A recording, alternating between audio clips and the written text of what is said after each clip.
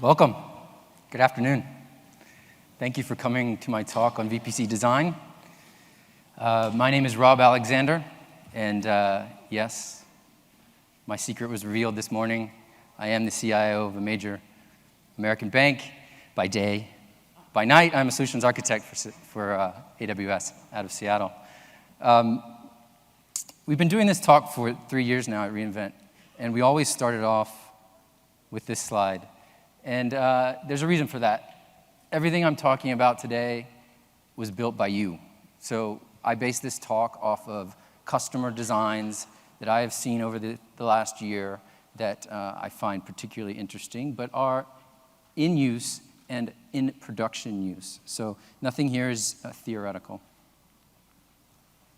And this is a 400-level session, so I will make some assumptions that some of the things you're seeing up here you already know about, so that you know what the difference between an internet gateway and a virtual private gateway are, what a route table is and where you would assign it, why enhanced networking is important, what the difference between a network ACL and a security group is. When I started talking to customers about VPC design, now going on over 3 years ago, we'd often start with this, and they would say, what do I do with this? 3 years now later, my conversations are very different. And I usually start sitting down with customers saying, how do I build this?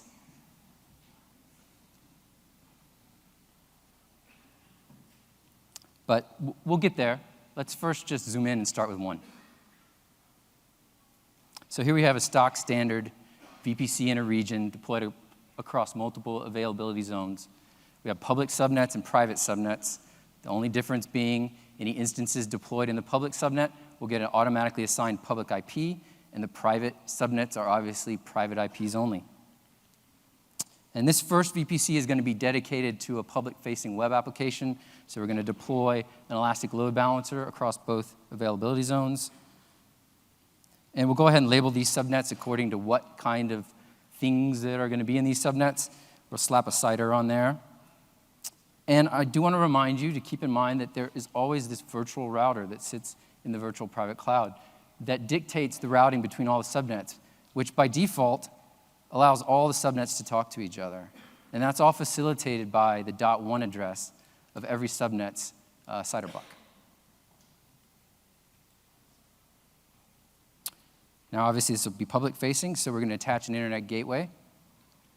And we're going to create a route for the public subnets to be able to use this internet gateway. So their default route would be pointing to that internet gateway, and now the ELBs can both talk out and be reached from outside the VPC according to their security group and network ACL configuration.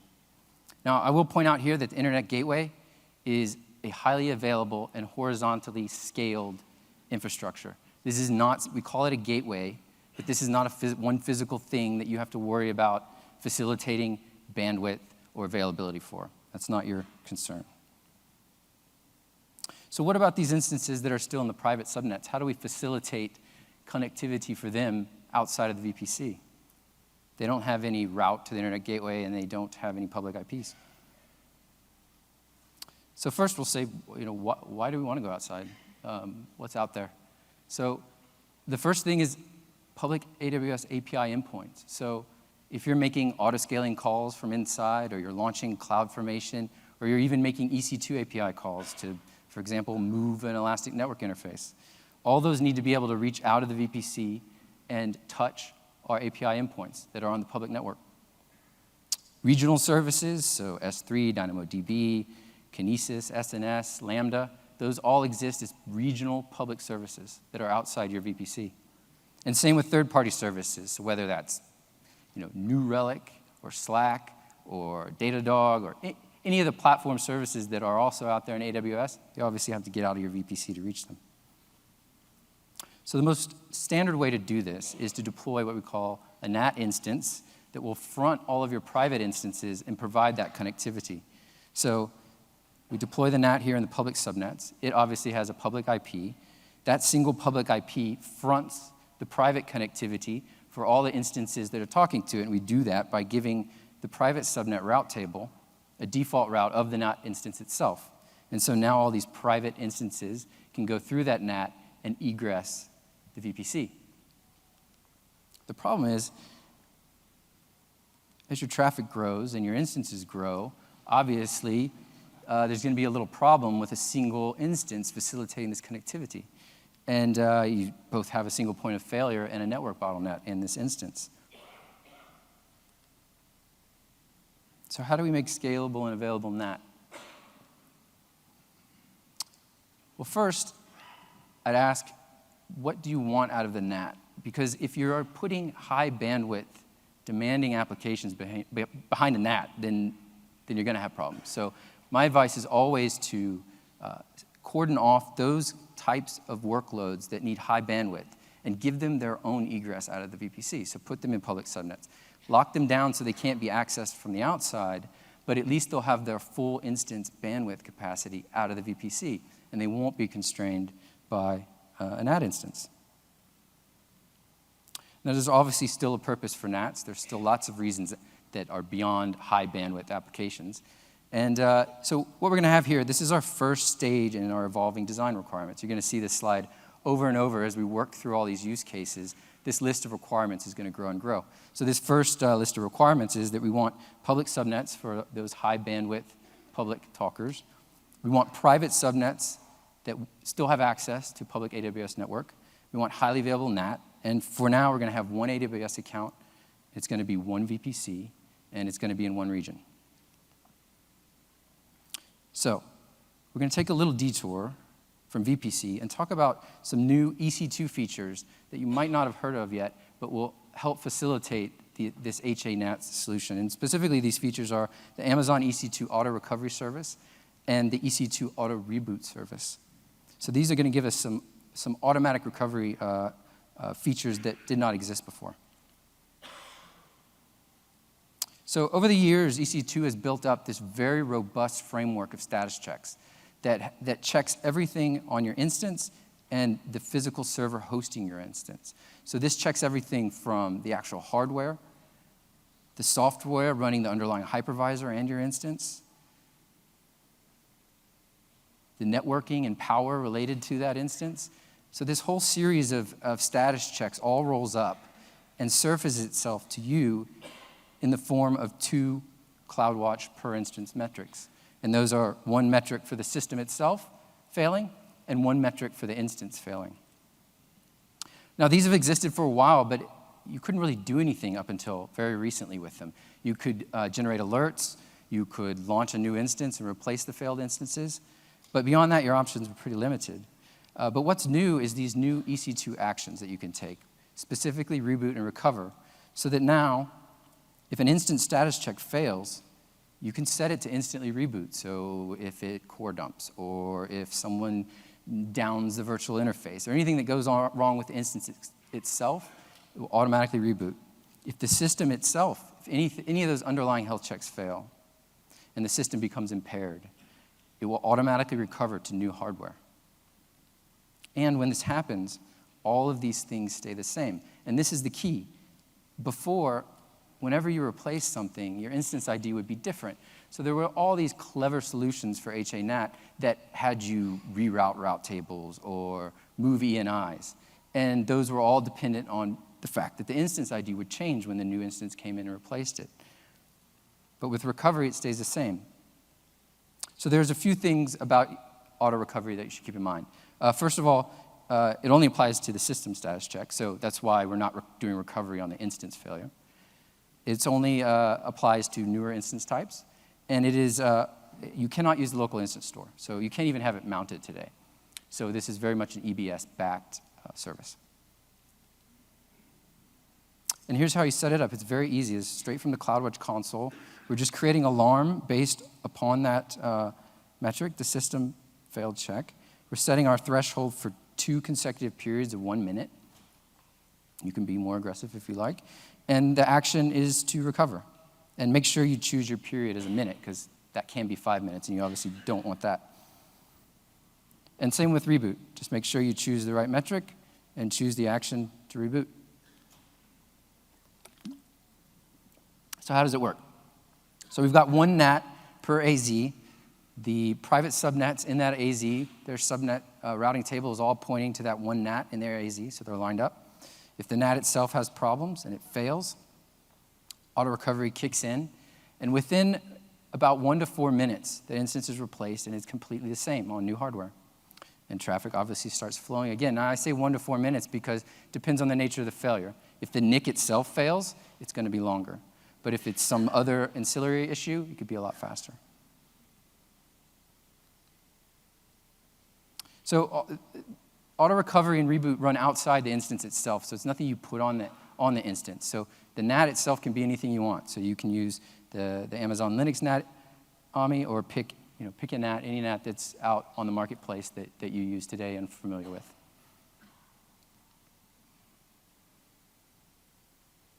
And if you actually have to scale, so the limitation here is the route table itself. I put 1 NAT per AZ, but that's not a hard requirement. You can put many NATs in the AZ. The constraint is you can only have 1 route to 1 instance that is your NAT for that routing table. So you could have, here I have 3 route tables per AZ for my private subnets, and each of those route tables is pointing to a NAT, and you can scale that. But if you're doing this, come talk to me. These workloads, we don't see a lot of these, so I'd like to hear the use case. Your first beverage of choice is on me. So here we are. We got a public-facing web app deployed up in the region in our first VPC. And now we're going to consider our second VPC, which is some internal corporate applications we'd like to move up into a private VPC and connect through a private IPsec tunnel. So I get asked this all the time, should I have 1 VPC? Should I put everything in 1 VPC, treat it like I treat my current data center? Or should I have many VPCs? And my answer is always yes. Unfortunately, there is not a hard and fast answer for that question. But fortunately, there are a lot of considerations and use cases to think about what is it you want to do with VPC. So here's some of the very common use cases. So application isolation is kind of like what we were just talking about. There's very good use cases for not having everything talk to each other. So VPCs by definition are isolated networks that cannot talk to each other. So without you facilitating it. So application isolation is the first one. Scope of audit containment. So if you also have audit requirements that say very specifically who can get to what, the VPC offers a very logical isolation compartment. And same with risk level separation. So if you have HIPAA workloads or PCI workloads, very sensitive, confidential information, the VPC becomes like a risk container for those applications. Separate production from non-production. So I have some customers who have literally thousands of development teams that all deployed in the same VPC would clobber each other. And then these are the problems they're experiencing currently in their data center. So I usually break it down and say, why would you want to reproduce that in the cloud? Separate your production from non-production. Get blast radius containment. And then multi-tenant isolation, obviously, if you have different customers and you're managing a platform, you want to keep them separate and isolated. So here's some of the considerations on top of the use cases. So obviously, as soon as you start up multiple VPCs, you need to know if these things need to talk to each other and how they want to talk to each other. And most of the rest of this talk is focused on this kind of VPC design of inter-VPC communication. A lot of the use cases I mentioned go hand in hand with having separate AWS accounts. That's usually part of the same conversation. So know up front that you're going to be talking about separate AWS accounts, which falls right into the next one is have up front your considerations for your identity and access management resource permissions, because that design is going to dictate how you manage all these VPCs. So you need to be able to have operational control over many VPCs. So you need to know up front you're going to be having common operational roles applied to every account you create. And then the limits are there. Know them. Most of them are soft. The few that are hard, we'll call out when we get to them. So here we go. Now we want an internal company app that's completely private. So we have a requirement now that there's no IGW, no public IPs attached to this VPC. So this is what it would look like. So we create a virtual private gateway, which facilitates the private IPsec VPN tunnel termination. On these private subnets, we create a route to your corporate CIDR blocks that points to this virtual private gateway, and anything you deploy up now into this private cloud can reach your internal network.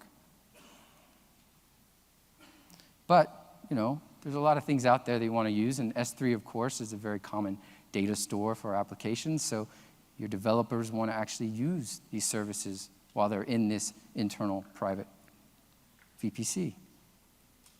So how do you do that? So this is the end, my friends.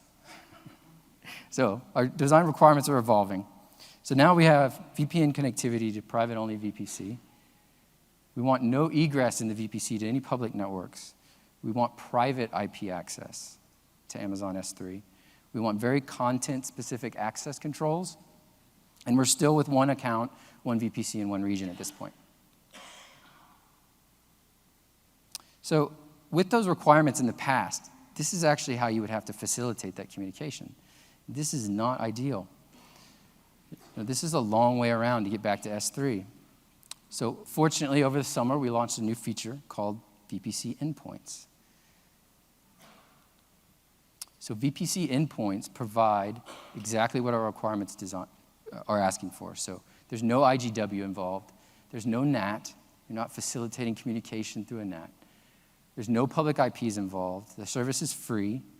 And there's very robust access control, which we'll talk about.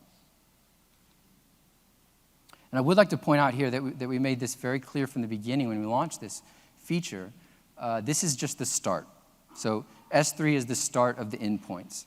So pay close attention to how these are used, because you're going to see this more and more, not just S3, but more services coming in the future. So how do you actually create them? So here's the actual command line call to create an endpoint, and this is on a private subnet.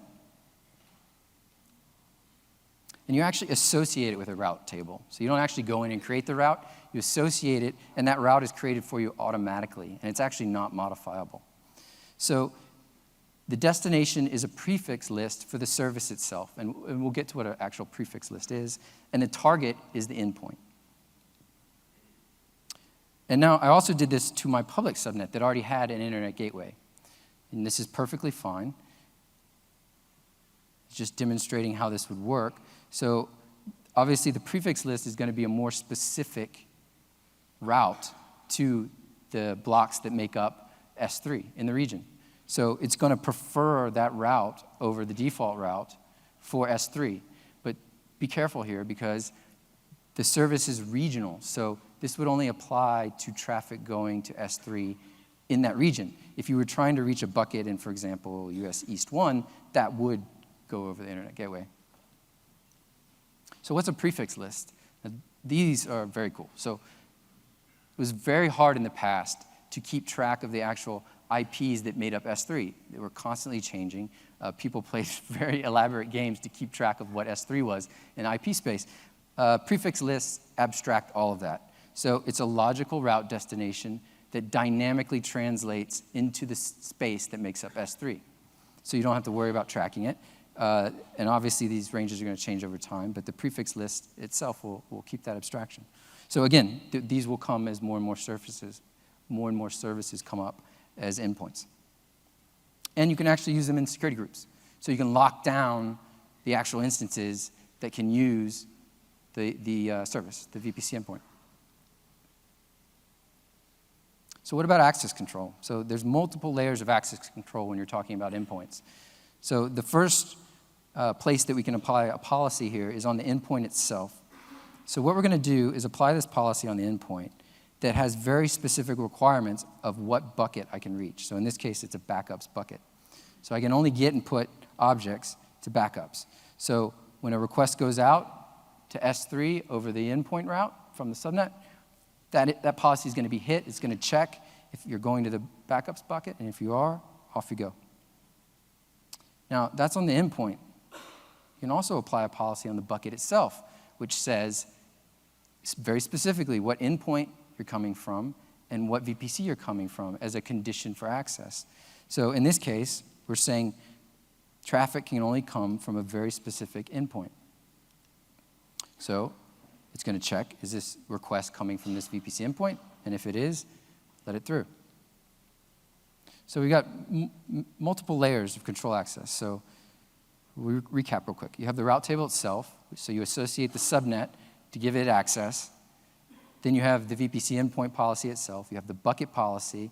And the last one is you can apply security groups within that subnet to restrict certain instances in that subnet from actually using the endpoint too. So multiple layers.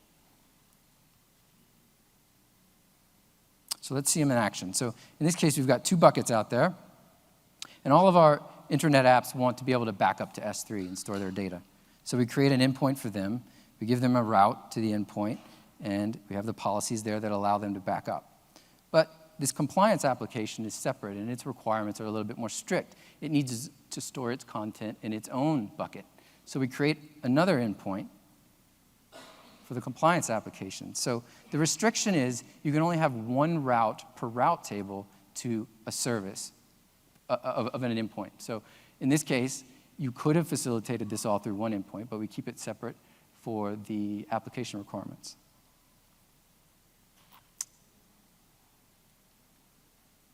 And as things grow and scale, like I described the IGW, the Internet Gateway, the endpoint's the same. Horizontally scaled, massively available. It's not something you are worrying about from a bandwidth or performance perspective. So what about Amazon Linux? This was one of my customers' use cases, is that they had this requirement, but they also needed to be able to update their Amazon Linux AMIs, keep the latest patches and builds on them. So there's 2 buckets per region that are required for Amazon Linux to work. Those buckets are a repo bucket and a packages bucket. So in this case, on the compliance endpoint, we've added those buckets to the policy list. So those 2. And we've done the same for the other endpoint.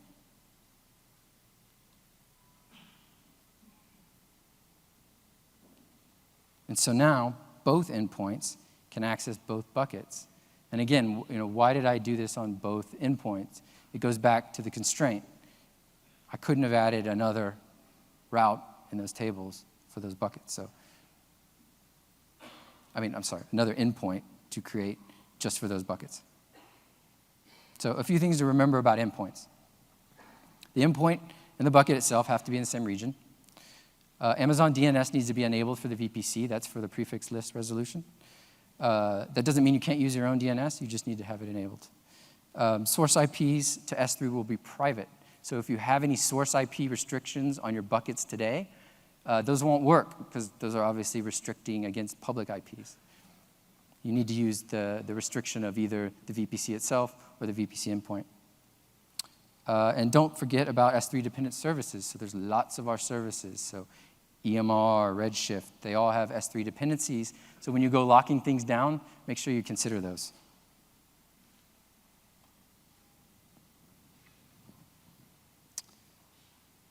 So here we are. We've got our public-facing web app, and now we have our internal-only app with a VPC endpoint. So what's next? This is usually the part where my customers need to start planning for mass population explosion. Because in my experience, this is what usually happens. And this is not a fun place to be. Creating VPN tunnels, creating BGP peers, propagating border routes, these are non-trivial exercises. This is very impactful to operations. Spinning up VPCs is very easy, but this other stuff is impactful. And to emphasize that, let's just zoom in on one of those VPN connections and see what we do for a true HA VPN connection. So here we have the VPC up in the region, and we have an HA VPN pair on your end, 2 customer gateways. So each time you create a VPN connection into AWS to the VGW, you get 2 tunnels, 2 unique public IP endpoints. Yes, I did say that, 2 unique public IP endpoints. I'll get to that in a minute.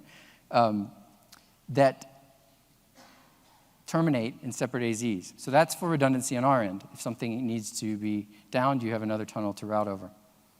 But that doesn't solve for your end, so you need to use 2 customer gateways to solve for redundancy on your end. That means for every one of those connections we were representing, you actually have 4 tunnels.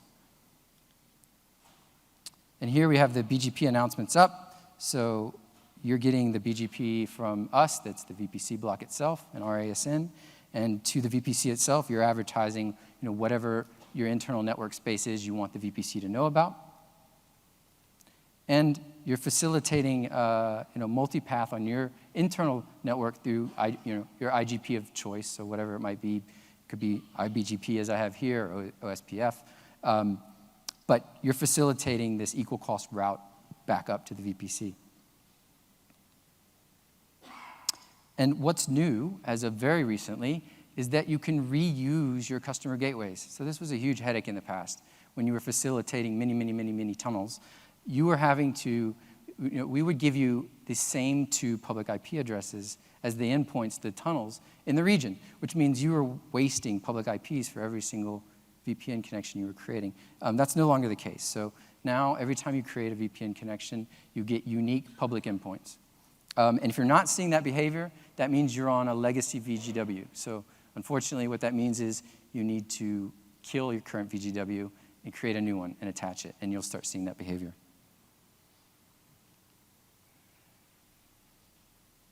So back to missile command. So things are still coming down hard, and all of these things are starting to stress your bandwidth, because not only are they going in and out from the people that are using all these VPCs, they have to reach back into your internal network for a lot of the core corporate services that they depend on. So name services, directory services, centralized logging and security, all of these things are still on your internal network. So our next round of evolving design requirements. And this is more about centralizing that network connectivity. So getting it down to a set number of connections that you manage, a steady state in your network footprint. And then centralize all the management, all the security controls, all the access to common services. But, like Andy was talking about this morning, when he was talking about freedom, I don't know if anybody else had Braveheart flashes right at that moment. Saw Andy with a big sword all of a sudden. But that's what it's about. Give developers freedom to do what they need to do within their own VPCs, but have centralized management of actually what goes in and out of the VPC. So now we're moving out to many AWS accounts, many VPCs, but we're still in one region. So here's the freedom model. Hub and spoke with peering. So we facilitated this by moving up these shared services up into a dedicated hub shared services VPC. And we've used VPC peering to peer all of these spoke applications to the centralized hub. And this is a one-to-one relationship. So peering works within the region. It's private IP connectivity from one VPC to another. And you'll notice here that we've centralized the network connectivity, so there's just one central pipe up. And the shared services is the only VPC that has any egress. So it's the only one with the IGW, and it's the only one with a VPC endpoint. So let's zoom in on the hub and one spoke and just see how that looks. So here we have hub on the left, spoke on the right. We've created a peering connection between these two, but to actually have bits flow between them, we need to create routes that actually use this peering connection. So here we have on the private subnet in the spoke, we've created a private route table for the destination of the specific subnet of the shared services. So you can be very specific in what you give access to over the peering connection. It doesn't have to be the entire space of each VPC. It can be all the way down to a single host if you want. So here it's one subnet, but on the opposite end, we give them a route for the entire space on the spoke side. So now the spoke will be able to reach all the shared services in that subnet. And again, it's all private connectivity. But what about if this spoke wants to reach back into your internal corporate network? I can add this route here that says the CIDR block of your corporate network, use the peering connection to get there. But when the hub VPC sees it, and the hub VPC tries to egress a packet that has a source IP that's not in its CIDR range, it's going to drop it. And that's because peering is not transitive. So if I peer with you in your VPC, I am able to communicate with a CIDR block in that VPC, but I'm not able to communicate with any of the relationships you have already. So I can't go through you to get to anything else that you know about. And that's by design. So what if we actually have this requirement? We want centralized connectivity from edge to edge. We want to provide some kind of reach back into our internal network. And the most common way to do that is to deploy a proxy. So to facilitate HTTPS communication, deploy a proxy in that hub VPC, configure the instances to use that proxy, and then the proxy itself will terminate that connection from the spoke and turn around and facilitate it. Now, this proxy can be whatever you want it to be. It can do security filtering and access control, whatever that centralized mechanism is, but it can function as the turning point between spokes and communication back to your core network. And same with leveraging the internet egress or the VPC endpoint to S3. It's the proxy itself is the only one that has routes to all those things. So let's zoom in on that a little bit greater detail so you can see how this is built up within the VPC. So we're going to depict the building up of layers, but I want to emphasize that back to the core virtual router from the beginning is that all these subnets by default can talk to each other, so they're really flat. So the layers depend upon you properly implementing security groups, NACLs, and route tables to create these layers. So we start with an internal elastic load balancer. So this load balancer is private IPs only. And it's backed by an auto-scaling proxy fleet that is the only thing that has the routes out. It's the only thing that has public IPs. And we have very strict security controls up here. So the only thing that can talk to the proxy fleet is the load balancer. The only thing that can talk to the load balancer is those spokes that you have deemed the rights to talk to them. So in this case, this private subnet is configured to use the load balancer as its proxy. Out you go and back down to your internal network. And it would work the same for facilitating access out to public services or the internet, or again, all the way to S3 through the endpoint. Now, how does that work in reverse? So say you have your operational staff on site and they need to reach into all these different spokes. It's the same process. You need to have some kind of jump host, bastion, centralized management administration servers that exist in the hub that you can land on and then go on to the spokes. So here we see going in, landing on the bastion host, and then jumping off to the spokes to manage them. But you could also facilitate, the use of the proxy for your internal staff too. So if these desktops and laptops were configured to use the proxy, they also could leverage a private connectivity through your VPC endpoint to S3. So a few things to keep in mind with the freedom model. You need to use IAM to restrict the accounts that are running the spokes. Obviously, if those spoke accounts can attach an IGW or delete the peering connection, you're going to have problems. So you take away all the rights to network control and give that to an operations role, which is the second point. So you have a central NetOps IAM role that you apply to every account. So they are the ones that can manage the actual network connectivity. Make sure you enable AWS CloudTrail and AWS config for all your accounts. So if you haven't, do that now. CloudTrail gives you an audit log of all your API calls. So if anything happens that shouldn't be happening at a time that it's not supposed to happen, you'll know about it. And you can create alarms and generate automatic reactions to those alarms. And same with AWS config. It keeps like a time machine snapshot of changes of all your configurations, all the dependencies of all your network components as they change over time. And you can see where things change, especially when they break. So here we are. We have a prod hub now. We have a dev hub. And to just illustrate the flexibility of peering, we've also created a data services hub. So this will be like, this contains shared data repositories, common databases that are accessed over a lot of different applications. And you can see we can have spokes that are peered with multiple hubs. I mean, there's no restrictions here on how you use peering. And the data services hub is going to need named services that exist in the shared services hub over in prod, so it's peered with that too.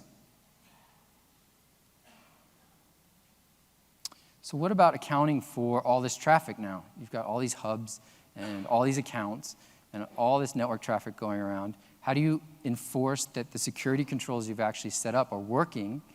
And how do you get some semblance of who's talking to who and how much talking they're doing? So our next step in evolving design requirements. So we want to be able to audit our VPC network security configuration. We want to validate that what we've configured is actually working. We want to be able to analyze all our network usage. We want to automate responses to any alarms. So when something goes wrong that we don't expect, we want automatic reactions to that. And now we're moving into many accounts and many VPCs and many regions. So VPC flow logs was launched over the summer. This is another new feature that is very similar to NetFlow if you've used NetFlow in your data center router infrastructure. The key features of flow logs are that it's agentless. It's nothing on the instance itself that needs to be installed. It's enabled at an ENI level or a subnet level or for the entire VPC itself. And all the data is streamed to CloudWatch logs. So that means you get all of the durability of CloudWatch logs, but you also get the full feature set. So filtering, the ability to query and search across your logs, to create unique metrics based on the data in your logs, and then to create alarms from those metrics that can trigger automatic actions. And here's just a quick example of what you can do with flow logs. So back to our compliance app, we take for granted that within a private subnet, we should know everything that's going on in a private subnet. So anything that's outside that scope, we want to know about it. So any rejects, we want to know what those are. So we create a flow log group on the rejects. It goes into CloudWatch logs. We create a metric filter that filters on all SSH rejects. So we want to know if somebody's trying to log into our private subnet instances that's not supposed to. And we create an alarm that says if there's more than 10 of these in an hour, do something about it. So trigger an SNS. SNS is set up to trigger an actual Lambda function. And we create a Lambda function that actually takes those rejects and the ENIs that are associated with them, grabs the source IP, and figures out what the ENI is for those, and automatically quarantines it. So this is without anything that you're doing. This is all done automatically. And if for whatever reason this source IP is not in your space, and it's not an ENI that the Lambda function can account for, then wake somebody up.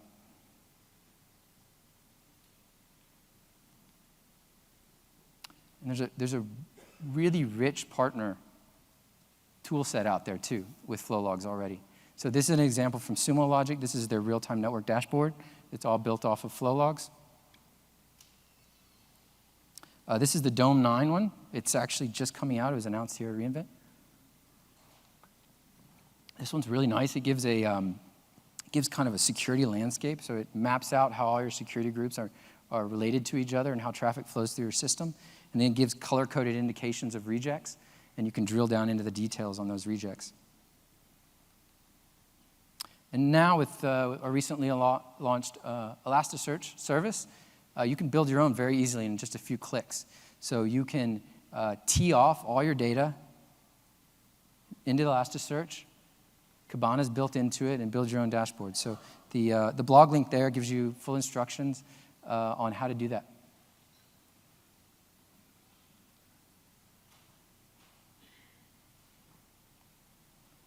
So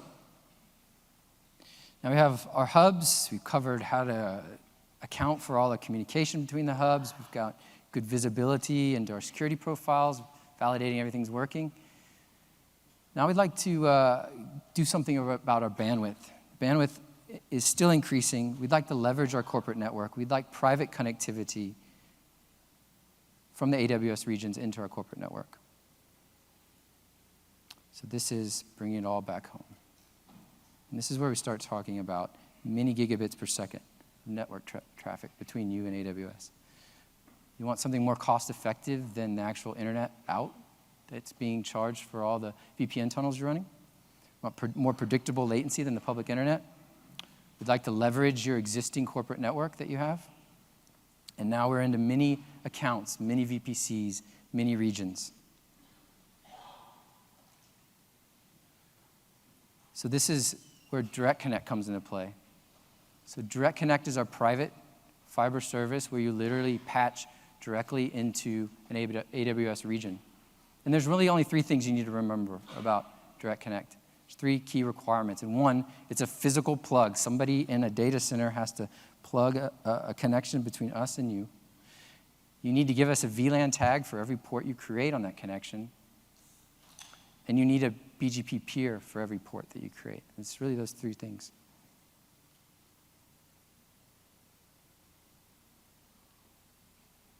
So just an idea of the cost perspective of EC2 data out versus Direct Connect.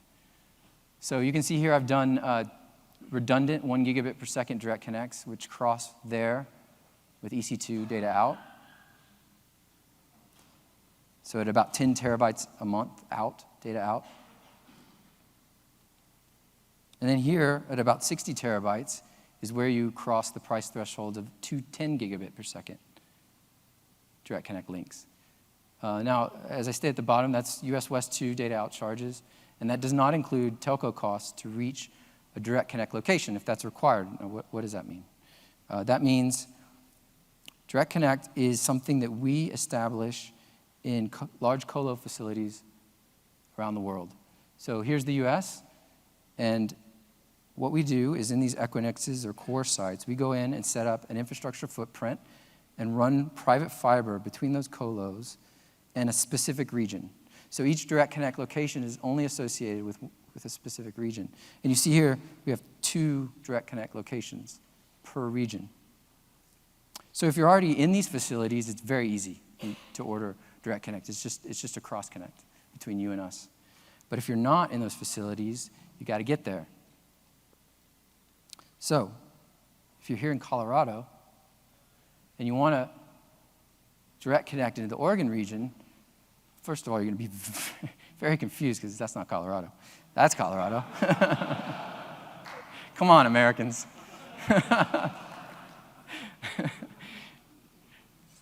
So now that we're in Colorado and we want to facilitate a connection to SuperNAP, somebody's got to get us there. So here's the rest of the global footprint here in Europe and Asia Pacific. Similar story. And I get these questions a lot. You know, I've got MPLS, I've got IPVPN, I've got Metro Ethernet, I've got Wave, I've got X25, I've got Frame Relay, I've got Pigeon Carrier Network. That exists, Google. Do you support that? And the answer is yes. You just got to get the pigeon to land in the right place. So all you have to do is get to the direct location. So this is very common. So, you know, IPVPN network, you have an existing relationship with a telco provider where you're running a private IPVPN cloud. So it usually looks like this. You've got your customer edge routers and you've got your provider routers. And your provider is facilitating the actual routing. So at each of your locations, you've got some kind of eBGP peering relationship with the provider. And they have some VRF for your network running in their cloud that facilitates all the routing. So it's actually your provider in this case that is facilitating the BGP connection with us at the Direct Connect location, because they're already there. So it's just enabling that point of presence on their network that already exists. I will point out here that we've got redundant Direct Connects. So as soon as you run more than one physical Direct Connect line into a region, we guarantee that's going to go to distinct, geography-wise, transit centers. So as long as it's the same AWS account and you create multiple connections, they'll go to separate physical facilities. And it's similar with like a VPLS. So if you have a L2 service and your provider's providing a big broadcast domain for you, you know, the only difference is who's doing the routing. In this case, you're going to have to facilitate that. So the eBGP session itself will go from you, your customer edge, to us, the port. But that does mean that you're going to have unique ports per location that you want to add to Direct Connect. So what does that actually look like? So here I'm depicting a physical connection itself and how we create multiple ports on a single Direct Connect connection, you know, across different accounts and different VPCs. So here's our first prod hub. We've got the unique VLAN tag that I talked about. That's how we cordon off the L2 connection across the pipe, keep it separate and distinct for each VPC. 7224, you'll see that a lot. That's Amazon's ASN. We advertise that for everything. The BGP announcement itself will be the CIDR block of the VPC. And the interface IP, here I put link local. You can assign your private IP space so that it's your network space all the way through. So on your end, you're going to match that tag on your interface. You can advertise a public or a private ASN at this point. It's a private connection between this single VPC, so it doesn't really matter. You're going to announce whatever networks you want the VPC to know about. And same with the other ones. Just the only distinct thing is that VLAN tag needs to be separate for every port you connect.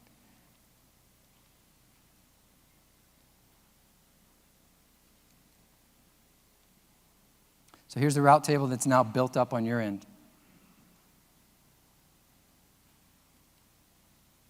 And if, for example, your prod hub wanted to talk to your dev hub, doing a transfer of a database for QAing or something like that, you noticed before in our other model we didn't have the prod hub peered to dev for very good reasons.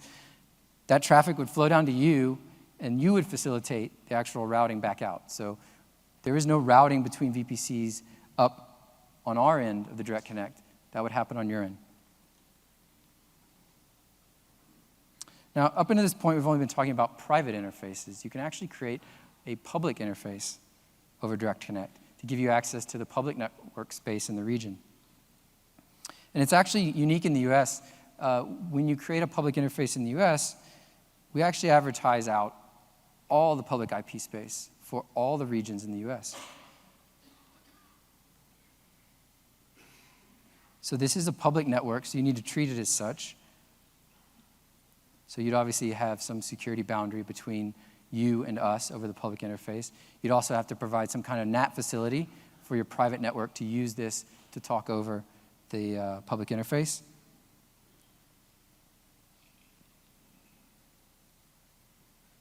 But off we go. So the way this works in the US, it makes it a little bit unique because you can tie into one location over Direct Connect and get access to all the regions. So here we're tied into US West 1 through the Equinix down in San Jose. We have direct access to all the resources in that.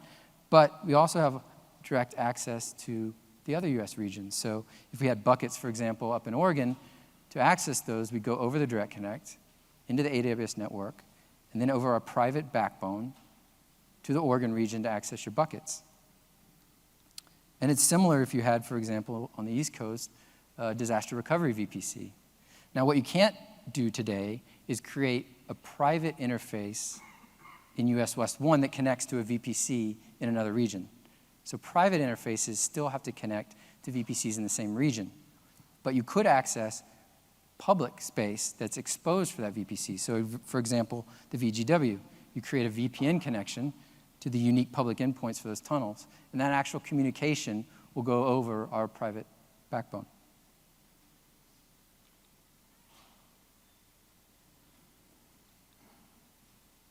So a few things to remember about the AWS Direct Connect and public networks. Be selective in what you announce to us. You don't have to tell us everything. We tell you everything, but that doesn't mean you need to. Only tell us what you want us to know about through that Direct Connect connection. Because in the US, we're going to re-advertise that out to all our other regions. So if you have, for example, other customers in other regions that are running an EC2 that access you, they're going to know about you from that Direct Connect advertisement. So make sure you want them to actually come back down that Direct Connect pipe to reach you. Because whatever you advertise to us, we're going to use that Direct Connect to reach those networks, reach you. Remember prefix lists from the beginning. So I have a lot of customers that say, I want the public interface, but I only want to use it for S3 access. How do I do that? Well, the prefix list will tell you what S3 is. So you can query the prefix list, get the block for S3, and only allow that out over the public interface. Now, obviously, keep in mind that, like I said, the prefix list changes, so have some kind of process in place that's constantly, on a regular basis, checking that the prefix list stays up to date. So what we advertise to you is actually available through JSON, so you can access it programmatically. It has the full list of all of our public IPs. And you can also subscribe to an SNS topic to notify you when any of those change. And that's actually relatively new. So going global. So now we've got our location in Seattle. We're tied into the Oregon region. And now we want to bring online the London region. So if you've already got your existing MPLS network, this is very easy. You're just adding another point on your existing network. And so now you have point-to-point connectivity between all these locations. But there are a few things, a few caveats you should keep in mind when you start tying in multiple regions. And the first one is one of those hard requirements I mentioned in the beginning, and that's 100 routes. So the route tables in VPC are limited to 100. So we won't take any more. So if you have lots of networks on your, on your cloud, on your MPLS cloud, lots of prefixes, you'll want to summarize those, or you'll want your provider to actually give us a default route. And in the opposite direction, as soon as you start attaching multiple regions, you're going to start seeing the Amazon ASN come in from different places. That obviously causes some problems for BGP because, for example, the Direct Connect router there in London is going to see a network come in from its own ASN. And BGP by default is going to see that as a routing loop, and it's going to drop it. So as soon as you bring in multiple regions, you're going to have to do a little BGP override. So this is where you strip off those ASNs to allow this communication to be facilitated and allow different regions to talk to each other that have the same ASN over your network. And so I just gave an example of how you would do that in both Junos and Cisco.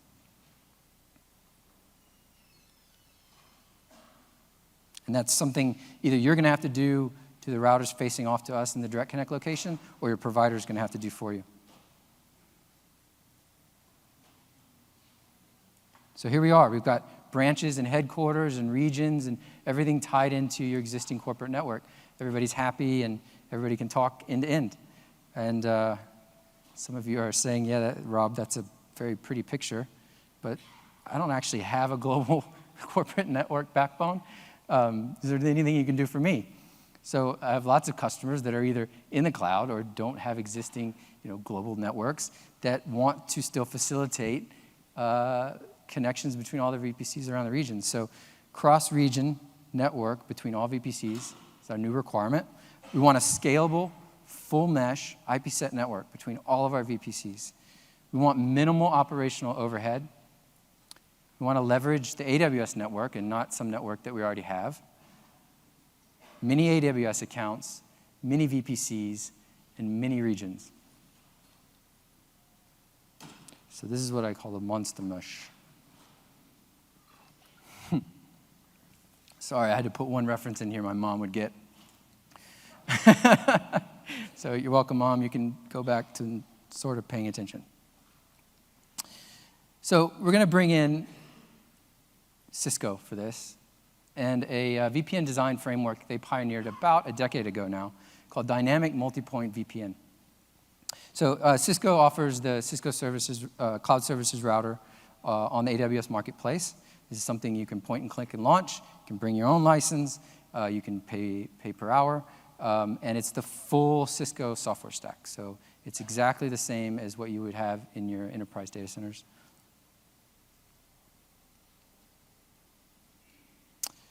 And like I said, this is something that's been around for a long time in the telco circles.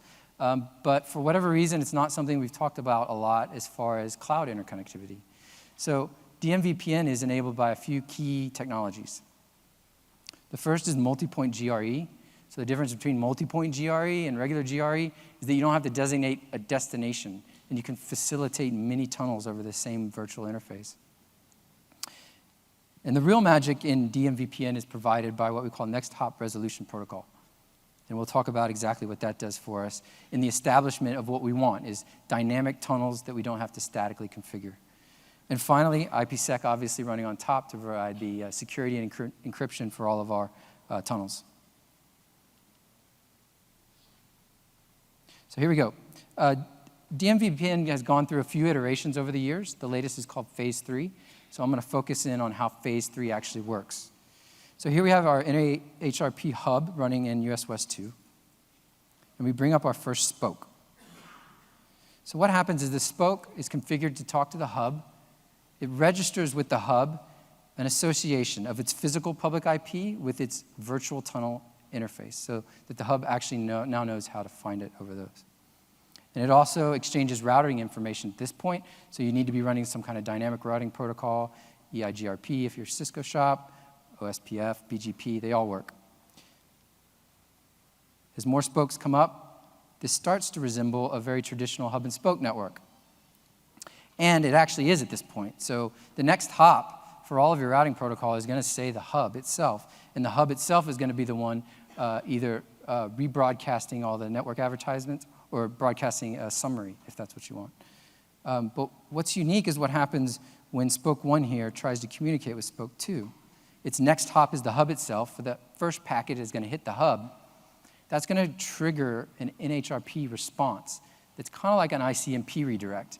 And it's going to tell that spoke there's actually a much better way to get there. And here's how you do it. And so that's called an NHRP redirect. So the spoke at that point is going to say, OK, I'm going to create an NHRP request to figure out how this is going to work with the details you've given me, which is the details of spoke 2. So he's going to send a request packet out to spoke 2. That's still going to go over the hub, traditional networking, but spoke 2 now receives it and initiates a dynamic tunnel build to spoke 1. And at the same time, they both cache the details of how this was created. So it starts to become, as this builds up, like a peer-to-peer network. So at this point, if any spoke wants to talk to any other spoke, that first packet is going to go through the hub, and then after that, a dynamic tunnel is going to get built, and the networks can talk straight to each other. So I know what you're saying now. You've seen this movie before. This is the point where the hub fails and everybody dies. Well, fortunately, NHRP, like I've said, it's been around for a while, and it's got a very robust redundancy. And I could spend a whole hour just talking about redundancy models and designs for NHRP. But in here, I went with a fairly standard and very simple design. Is just put in another hub. It works the same way. You configure every spoke to talk to 2 hubs. So now they're registered with both. So now it's up to your routing protocol itself to determine the ideal path. So each spoke is going to see the network, the same networks from 2 different places. And this is why I put this hub in a geographically dispersed location, because it makes it much easier to make that routing decision. If you put the hubs in the same physical location where their network paths are very similar, there's still lots of ways to do it. There's priorities. There's, you can set priorities on the hubs themselves. There's lots of different ways to create NHRP redundancy. So I want to emphasize how simple this is. This is to get around how we used to do hub and spoke or how we used to do full mesh IPsec. The hub became the bottleneck because it could only support a certain number of spokes, and it was a central point of mass communication. Everything that had to go through the hub. And if you're talking about IPsec, that means you're decrypting the tunnel and turning around and creating another tunnel. And in mesh, it's the opposite. Every time you add another point of presence on your mesh, you have to go around and touch every endpoint and create a new interface, a new configuration, new crypto maps, all that fun. DMVPN is dead simple.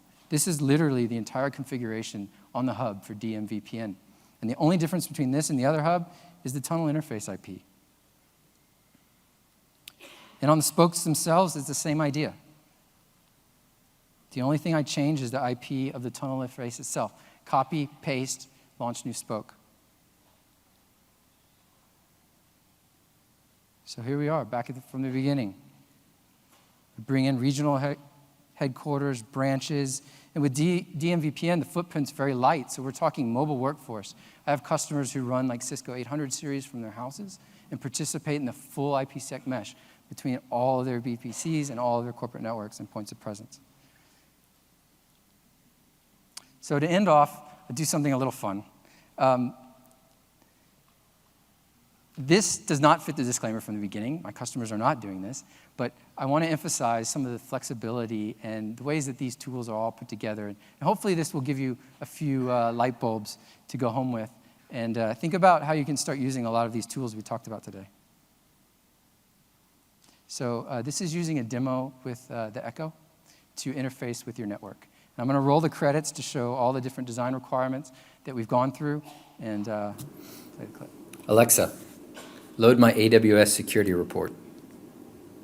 Here is your AWS Flash security briefing for the last 24 hours. You have 2 red alerts from your Oregon production VPC. Alert number 1. At 3:46 a.m., a Create Route API call was issued on the public subnet route table by user HAL9000. This change was out of the network change management window and was automatically rolled back. Alert number 2. At 6:34 p.m., the unauthorized SSH metric was breached. 10 SSH attempts were made against production database host prod SQL1 from a single internal source of IP 154.34.21.8. The Elastic Network Interface ID for this address has been added to the daily security review list. You also have 5 yellow alerts. I've sent all of your yellow alert summaries to your email for review. Alexa, what is your favorite color?